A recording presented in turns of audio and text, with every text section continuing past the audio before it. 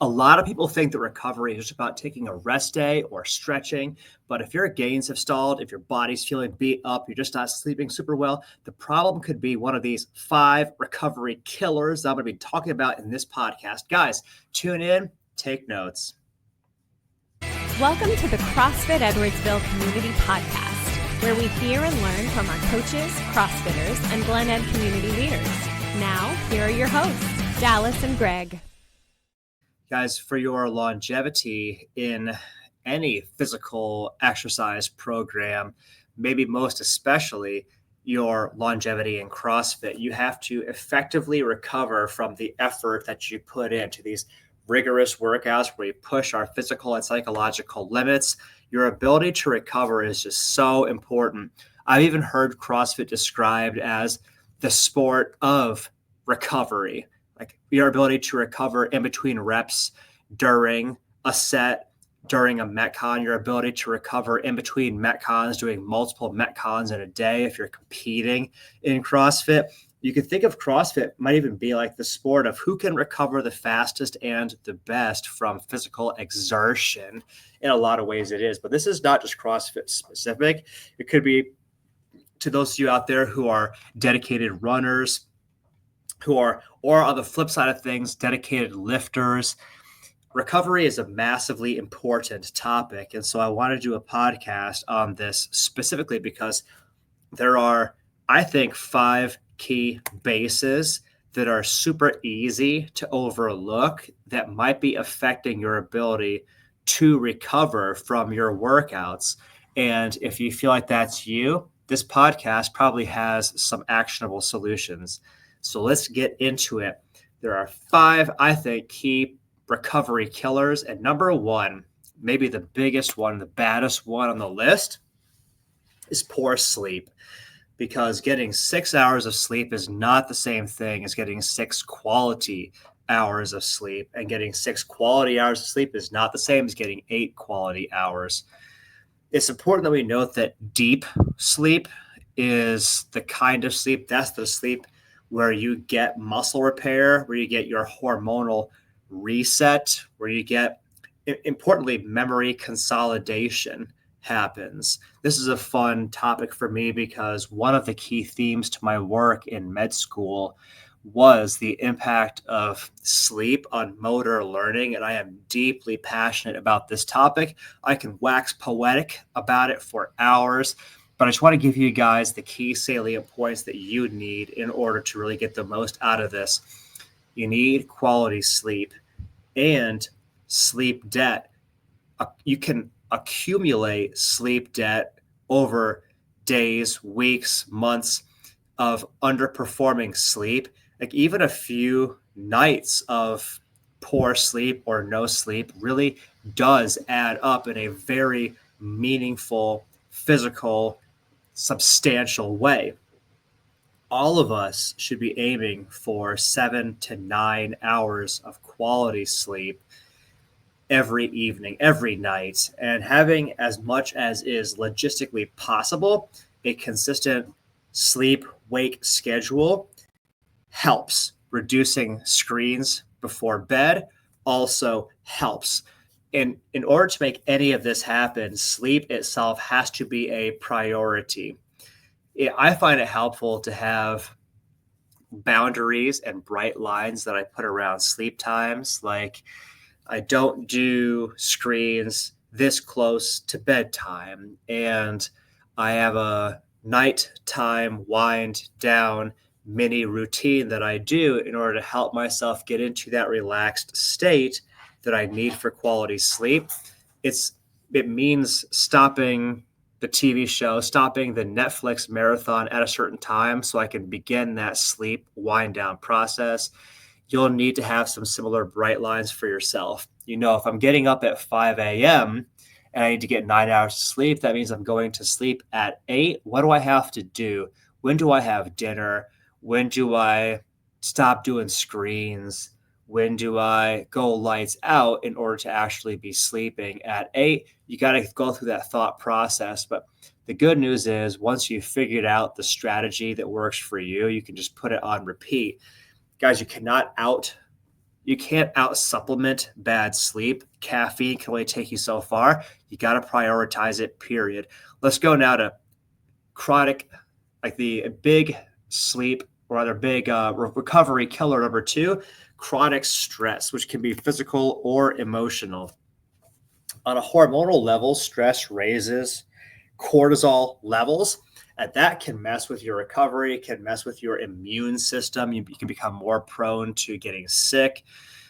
Even your muscle retention, like whether you keep your muscle or lose it, can be affected by chronic stress. This could also be like work stress, relationship stress, financial pressure, like all that adds up in a very real way. Physical stress does also count, by the way. Like if you're never deloading your workouts, you're doing an insane amount of volume, under recovering from hard training, all of these things can affect you as well. What I have found for me that might be helpful for you guys as well is having regular breath work routines, having a mindfulness or meditative routine, doing lighter days, doing deload weeks on a regular basis, having scheduled, purposeful, quiet time to unwind. These are all very helpful for me and might be helpful for you too. Might be worth putting some of these on your calendar because what gets scheduled gets done. So try it out.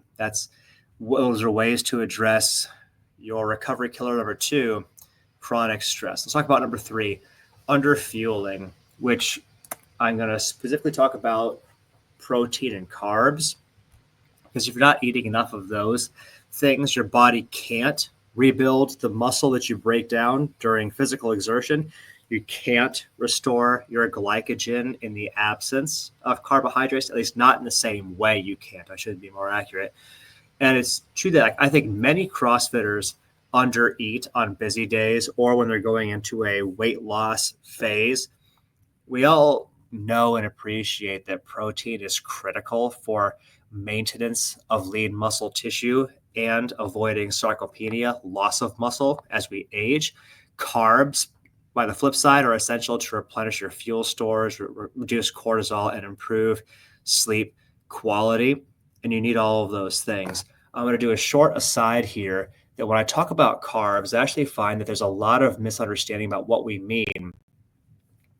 Vegetables are a high quality, high nutrient density source of carbohydrates and should be, I propose, your primary source of carbohydrates.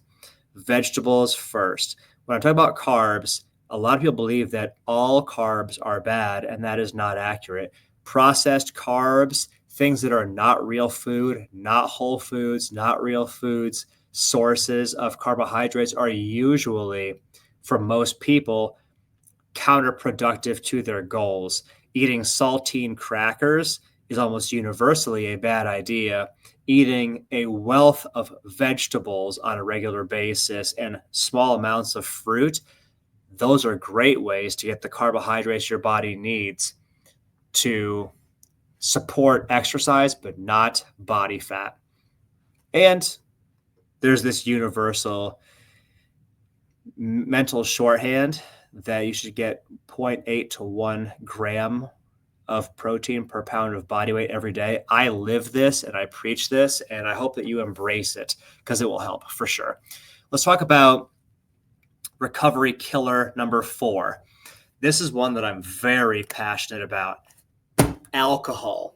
If I could get everybody to stop drinking alcohol entirely, I would. And when I say that, I'm not talking about I wish there was a law against it, because I don't believe that throwing government intervention into anything tends to solve it or fix it. But I am talking about, I think that if as a community or a culture, we all just agreed we're not drinking alcohol anymore, we're going to pour it all down the drain, flush down the toilet, every person is better off without alcohol. Our health is better, our physical health, our mental health, our emotional health, our homes are better off in the absence of alcohol. Our communities, I would say our whole country is better off without alcohol.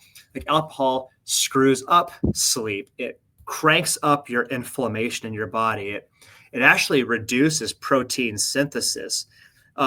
Even 1 to 2 drinks can compromise your recovery quality. If you don't believe me, get one of these Whoop straps for yourself and actually see how your sleep data changes when you go to sleep without drinking alcohol versus go to sleep when drinking alcohol.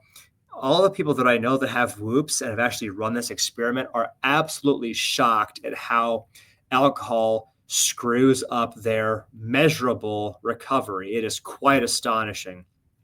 Even if it's only 1 to 2, that's meaningful how it hurts you. It can also sabotage your hydration and your appetite signals in negative ways. It's just bad news bears. So if I have any influence over you whatsoever, please stop drinking alcohol. It is not a recovery tool. It's a recovery. It damages your recovery. Period. Full stop. Let's talk about recovery killer number 5, guys. Screen time before bed.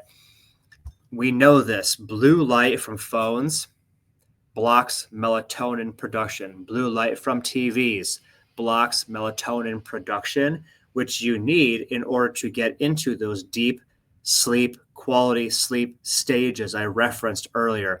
Even just scrolling on your phone briefly before bed, it reactivates the brain and it can delay quality sleep onset. It can screw up your REM cycles. It can fragment your deep sleep. So then if you decide I'm going to limit or reduce screen time entirely, turn them all off 30 to 60 minutes before bed. Like, I love to read. Some people like to journal. You might do a prayer or meditation at this time. All of that will actually promote healthier, higher quality, restorative sleep, the opposite of what blue light from screens does. So, to recap, we said, hey, there are probably 5 hidden recovery killers you've been ignoring up until now. Number 1, poor sleep. Number 2, chronic stress. Number 3, underfueling, protein or carbs. Number 4, alcohol. And number 5, screen time before bed. Hopefully, you've got 1 or 2 actionable things from this that you could take and use today to improve your recovery tomorrow. But I'd love to hear from you guys. What are your key takeaways, or what are your strategies that you use to facilitate faster, better recovery? Post the comments below. We'd love to hear from you guys. For now, thank you for the gift of your time and your attention, and we'll see you in the next episode. Thanks for listening to my dad's podcast. For more useful tools and guidance, go to CrossFitEdwardsville.com and feel free to like, share, subscribe, and leave your thoughts in the comment sections down below. See you in the next episode.